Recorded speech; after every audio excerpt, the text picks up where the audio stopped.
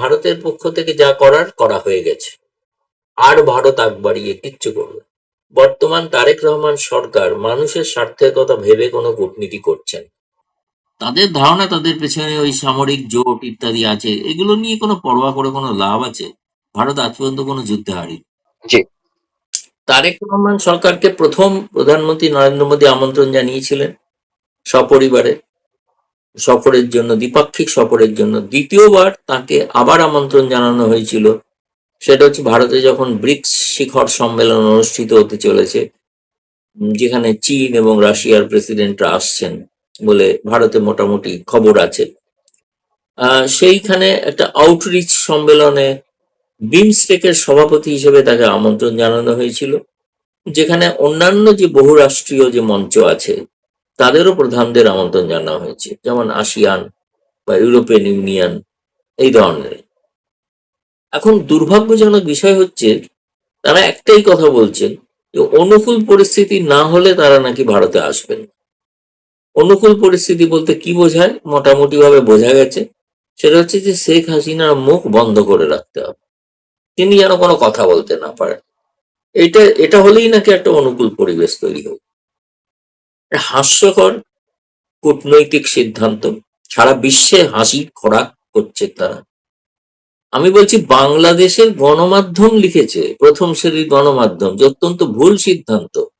শেখ হাসিনা কেন্দ্রিক কূটনীতি করার পরে তাকে সমস্ত দ্বিপাক্ষিক সফরগুলোকে আটকে রাখাটা এবং ব্রিক্স সম্মেলনে না যাওয়া, দুটোই ভুল সিদ্ধান্ত। তারেক রহমান কে বা কারা তারেক রহমান সরকারকে বোঝাচ্ছেন আমি জানি না। তারেক রহমান দীর্ঘকাল 17 বছর তিনি তো লন্ডনে ছিলেন, সেখান থেকে তো রাজনীতি করেছেন, প্রত্যেকটা নির্বাচনের ব্যাপারে সিদ্ধান্ত নিয়েছেন, ভাষণ দিয়েছেন, টিকিট ডিস্ট্রিবিউট করেছেন। তখনও তো শেখ হাসিনা বলেননি যে তারেক রহমানকে নীরব থাকতে হবে। অথচ তিনি কিন্তু যখন ঢাকা ছেড়ে লন্ডনে যান, তখন কিন্তু মুচলেখা দিয়ে গিয়েছিলেন 111 সরকারের কাছে যে তিনি রাজনীতি করবেন না। মুচলেখা ভঙ্গ করে তিনি রাজনীতি করছিলেন, তাতে শেখ হাসিনা সরকারের কোনো আপত্তি ছিল না, আপত্তি করেনি। শেখ হাসিনা রাজনৈতিক ভাবে মোকাবিলা করছিলেন তার। কিন্তু তারা শর্ত দিচ্ছেন যে শেখ হাসিনা কোনো কথা বলতে পারবেন না, তিনি কথা বলতে পারবেন যেখানেই ছিলেন, কিন্তু শেখ হাসিনা কথা বলতে পারবেন না। তো অদ্ভুত বিষয়, এই কেমন ধরনের গণতন্ত্র? যে গণতন্ত্রের আমরা দেখতে পাচ্ছি যে বিরোধী পক্ষের কণ্ঠ রোধ করা, ত্রুটি চিপে ধরা, যদি বা কেউ বা কোনো মত প্রকাশ করতে চান তাহলে তাকে জেলে নিয়ে যাওয়া হচ্ছে, ধরপাকড় করা হচ্ছে। এইটাই গণতন্ত্র। আর আপনি অন্য কাউকে দোষী সাব্যস্ত করবেন ফ্যাসিস্ট বলে? ফ্যাসিজমের তো এই বিচিত্র নমুনা তো দেখতে পাচ্ছি আমরা, তাই না? ফলে এখন আমার প্রশ্ন হচ্ছে, দেখুন ভারতের পক্ষ থেকে যা করার করা হয়ে গেছে, আর ভারত আগ বাড়িয়ে কিচ্ছু করবে না, আমন্ত্রণ জানানোর ক্ষেত্রে। এবার বাংলাদেশ সরকারকে সিদ্ধান্ত নিতে হবে তারা কবে আসবেন বা ইত্যাদি বিষয় আর কি। মানে বলটা, যদি সম্পর্কে বলটা এখন কি বাংলাদেশের কোর্টেই আছে? ভারতের থেকে তো আর কিছু করার নেই। ভারত কি করবে? ভারত শেখ হাসিনাকে বলতে পারবে না যে আপনি মুখ বন্ধ করে বসে থাকুন, ভারতের পক্ষে বলা সম্ভব না। কারণ হচ্ছে মত প্রকাশের স্বাধীনতায় তো আমরা বিশ্বাসী। আপনার মত পছন্দ না হতে পারে, আপনি ভিন্ন মত বলতে পারেন, তাকে কাউন্টার করতে পারেন, কিন্তু তাকে কোনো মত প্রকাশ করতেই দেবো না, এমন ধরনের কথা। তিনি তো রাজনীতি বলতে কি বোঝেন তারা? এখানে তো কোনো আওয়ামী লীগের দপ্তর নেই, আওয়ামী লীগের দপ্তর নিয়ে কোনো তো রাজনৈতিক কিছু কর্মকাণ্ড হচ্ছে না, তো তারা মিটিং মিছিলও করছেন না, যেটা লন্ডন বা আমেরিকায় করে থাকেন। তারেক রহমান সরকারের তো কোনো সাহস হচ্ছে না যে যুক্তরাজ্য বা যুক্তরাষ্ট্র সরকারকে এরকম ধমক দিয়ে কথা বলা, আপনারা কেন আওয়ামী লীগকে ওখানে আন্দোলন করতে দিচ্ছেন? কেন তো প্রতিনিয়ত নিত্য আন্দোলন করছেন। আগামী দিনে যখন তারেক রহমান ভারতকে এরকম চোখ রাঙানোর কথা তারা বলেন এবং সেই কাজটা করে দেখালো, এটা এই সাহসটা সে থেকে পেল? না সেটা হচ্ছে কি জানেন, ভারতের, আমি তো আবার বলছি আপনাকে, তারেক রহমান যখন নিউ ইয়র্কে যাবেন সেখানে তিনি বিক্ষোভের মুখে পড়বেন, সেখানে আওয়ামী লীগের লোকেরাই বিক্ষোভ দেখাবে, সেটা তো আর যুক্তরাষ্ট্রকে তো বলার সাহস। কিন্তু এটা ভারত সম্পর্কে বলার কারণ যে ভারতের যে সৌজন্যতা, কূটনৈতিক শিষ্টাচার, সেটাকে তারা দুর্বলতা বলে ভাবছে। দুর্বলতা বলে ভাবার তার পরবর্তীকালে আপনারা শুনেছেন ভারতের পররাষ্ট্রমন্ত্রীর মুখপাত্র যে এখন ভারত একটা নতুন শব্দ যোগ করেছে কূটনীতিতে, সেটা হলো রেসিপ্রোসিটি। যেমন আচরণ করবেন তেমন প্রতিদান পাবেন, জয়শঙ্করও বলেছে। এবং সেই প্রতিদানের কি আমরা প্রথম একটা পদক্ষেপ কি দেখলাম, ভারত থেকে যে বিদ্যুৎ যায় তারপর একটা নতুন শুল্ক চাপানো হয়েছে। আচ্ছা, জি। এবং আর্থিক দিক থেকে যে বোঝা বাংলাদেশ সরকারের উপর পড়ছে, তাতে বাংলাদেশে সেখানে বিদ্যুতের দাম বেড়ে যাবে, আরো সামান্য হলেও চাপানো হয়েছে। এখন ভবিষ্যতে ভারত তো এরকমই কিছু করতে পারে, তাই না? কারণ হচ্ছে ভারত সরকারের প্রতি যে আচরণ দেখানো হয়েছে, সেই আচরণের প্রত্যুত্তর হিসেবে ভারতের পক্ষে যেগুলো করার, সেটা হচ্ছে দুর্ভাগ্যজনক, এতে ক্ষতিগ্রস্ত বাংলাদেশের মানুষ হচ্ছেন।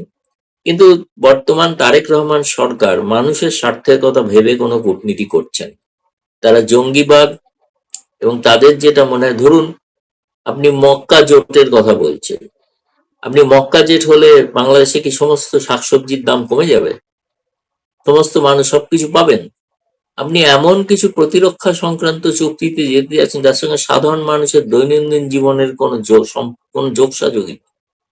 আপনার লাভ কি হবে? আপনি পাকিস্তানের সঙ্গে সম্পর্ক করছেন, তাতে কি লাভ হবে? পাকিস্তান আপনাকে ডিজেলও দিতে পারবে না, বিদ্যুৎও দিতে পারবে না, নিতে তো হবে ভারত থেকে। এত সত্ত্বেও আপনি বলতে পারেন যে ভারত তো ব্যবসা করছে, নিশ্চয়ই ব্যবসা তো হচ্ছে, এটা ঘটনা। এবং ব্যবসা আরো ভালো করে করতে চায়। দীনেশ ত্রিবেদী দেখা করেছেন বাণিজ্য মন্ত্রীর সঙ্গে, তিনি বলেছেন ব্যবসা করতে চাই আমরা বাংলাদেশের সাথে, ভারতের স্বার্থ আছে। ফলে বাংলাদেশের জন্য এটা একটা, যেটা বলছেন যে আমি যেটা এক কথাই বলি, ভারতের সৌজন্যতাকে বা কূটনৈতিক শিষ্টাচারকে তারা দুর্বলতা ভেবে, তাদের তাদের ধারণা তাদের পেছনে ওই সামরিক জোট ইত্যাদি আছে, এগুলো নিয়ে কোনো পরোয়া করে কোনো লাভ আছে? ভারত আজ পর্যন্ত কোনো যুদ্ধে হারিনি।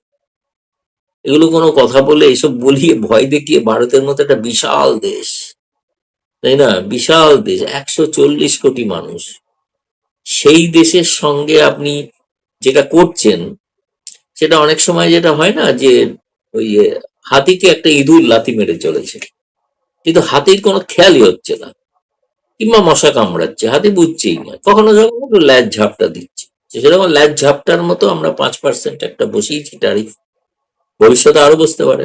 যেমন আচরণ করবেন তেমন প্রতি আচরণ পাবেন, এটাই নীতি এখন। তো এই যে আপনি জাতিসংঘের কথা বললেন, এই ভারত বাংলাদেশ সম্পর্ক নিয়ে জাতিসংঘে তো ভারতও যাবে, তো সেই জায়গায় সাইডলাইনে কোনো কিছু বাংলাদেশ ভারতের সম্পর্কের কিছু হতে পারে কিনা, এটা আপনার একটু ধারণা আছে কিনা বা আপনি মনে করছেন কিনা? দেখুন, প্রধানমন্ত্রী নরেন্দ্র মোদী জাতিসংঘে যাচ্ছেন না, এটা প্রায় স্থির হয়ে আছে। সেখানে আচ্ছা। হয়তো পররাষ্ট্রমন্ত্রী যেতে পারে, পররাষ্ট্রমন্ত্রীর সঙ্গে পররাষ্ট্রমন্ত্রীর কথা হলেও হতে পারে, কিন্তু যেহেতু এখন পররাষ্ট্রমন্ত্রী তিনি জাতিসংঘের সভাপতি হয়ে গিয়েছেন, তার সঙ্গে তো সৌজন্য সাক্ষাৎ তো হবেই।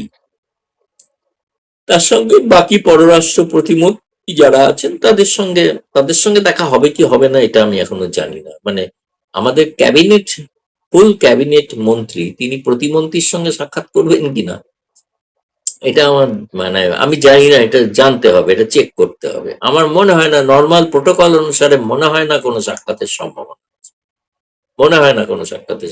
হ্যাঁ, ওই জাতিসংঘের সভাপতি হিসাবে পররাষ্ট্রমন্ত্রী ডক্টর খলিলুর রহমানের সঙ্গে যখন সাক্ষাৎ হবে, সেটা তো জাতিসংঘের বিষয়ে আলোচনা হওয়ার কথা, সেখানে দ্বিপাক্ষিক কোনো বিষয়ে আলোচনা হওয়ার কথা নয়।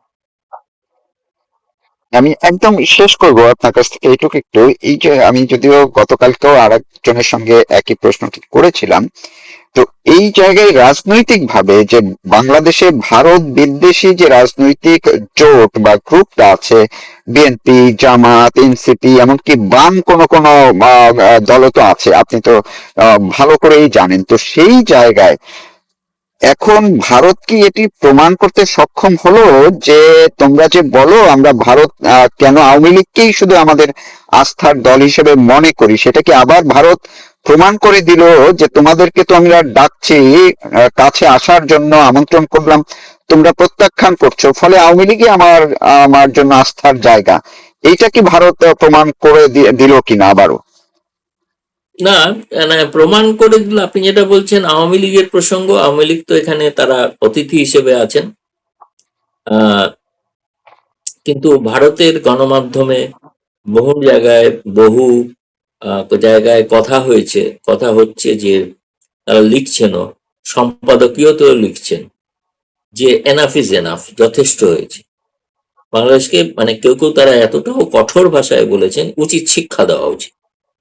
কেউ কেউ এটাও বলেছেন এটার কারণেই ভারতের উচিত এখন আওয়ামী লীগকে নিয়ে সক্রিয়ভাবে বাংলাদেশে প্রতিষ্ঠা করে দেওয়া, তা না হলে এরা শিক্ষা পাবে না। ভারতের সৌজন্যতাকে একটা নির্বাচিত সরকারের সঙ্গে সম্পর্ক রাখার জন্য যা যা করা হয়েছে, আমি যেটা শুনেছি আপনাকে, যে সম্প্রতি আপনি শুরু করেছিলেন অনুষ্ঠানটা যেটা দিয়ে যে সংখ্যালঘু হিন্দুদের উপর অত্যাচার, আমি শুনেছি যে কলকাতা প্রেস ক্লাবেতে সম্ভবত আগামী ৩০শে আগস্ট একটা কোনো অনুষ্ঠান হতে চলেছে, যে একটা সংবাদ যেখানে সম্মেলন আছে। যেখানে এই সংখ্যালঘুদের অত্যাচার বিষয়ে আলাপ আলোচনা। ফলে আমার ধারণা ভারত নিজে সরাসরি সরকারের তরফ থেকে না করলেও ভারত সরকারের সহযোগী প্রচুর সংস্থা তারা কিন্তু ধীরে ধীরে বাংলাদেশের বর্তমান সরকারের বিরোধী হচ্ছেন। কারণ একটা জিনিস জেনে রাখুন, বাংলাদেশে যাদেরকে আপনি ভারত বিরোধী বলেন তাদের সংখ্যা বেশি নয়, তাদের দেখতে পাচ্ছেন তাই। আমরা জানি ভারতপন্থী লোক অনেক অনেক, সেই সংখ্যাটা বেশি।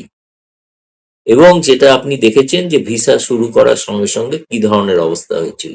এতই যদি ভারতের বিদ্বেষ থাকবে তাহলে প্রথম দিনেই ১.৫ লক্ষ মানুষ কেন ভিসার জন্য আবেদন করলো, তাই না?